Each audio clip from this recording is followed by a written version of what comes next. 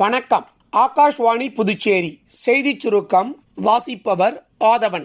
இன்று புதுடெல்லியில் நடைபெற்ற ஸ்வச்ச சர்வேக்ஷன் 2024-25 விருதுகளை குடியரசுத் தலைவர் திருமதி திரௌபதி முர்மு வழங்கினார். ஸ்வச் பாரத் மிஷனின் கீழ் மாநிலங்கள் மற்றும் யூனியன் பிரதேசங்களின் முயற்சிகளை பாராட்டி பேசிய குடியரசுத் தலைவர் நாட்டின் கலாச்சார உணர்வின் அடித்தளம் தூய்மை என்று வலியுறுத்தினார். நாட்டில் உள்ள 10 லட்சம் குடிமக்களுக்கு ஆர்டிபிஷியல் இன்டெலிஜென்ஸ் எனும் செயற்கை நுண்ணறிவு பயிற்சி இலவசமாக வழங்கப்படும் என்றும் கிராம அளவிலான தொழில் முனைவோருக்கு முன்னுரிமை அடிப்படையில் அளிக்கப்படும் என்றும் மத்திய மின்னணு மற்றும் தகவல் தொழில்நுட்பத்துறை அமைச்சர் திரு அஸ்வினி வைஷ்ணவ் தெரிவித்துள்ளார். இவ்வாண்டு சுதந்திர தின விழாவை முன்னிட்டு நடைபெறவுள்ள பல்வேறு நிகழ்ச்சிகளின் ஒரு பகுதியாக பாதுகாப்பு அமைச்சகம் MyGov இணையதளத்துடன் இணைந்து கட்டுரை, ஓவியம், ரீல் தயாரிப்பு மற்றும் வினாடி வினா போட்டிகளை நடத்துகிறது.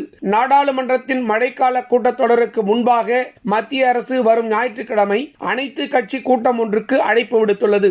பிரசார் பாரதி டிடி தமிழ் தொலைக்காட்சி சென்னை மண்டல செய்தி பிரிவு சார்பில் Tamil news readers, anchors, Tamil, English, Hindi news reporters, editorial assistants, broadcast assistant, post production assistant, production assistant, producer, copy editors, cameraman assistants ஆகிய பணியிடங்களுக்கு விண்ணப்பங்கள் வரவேற்கப்படுகின்றன.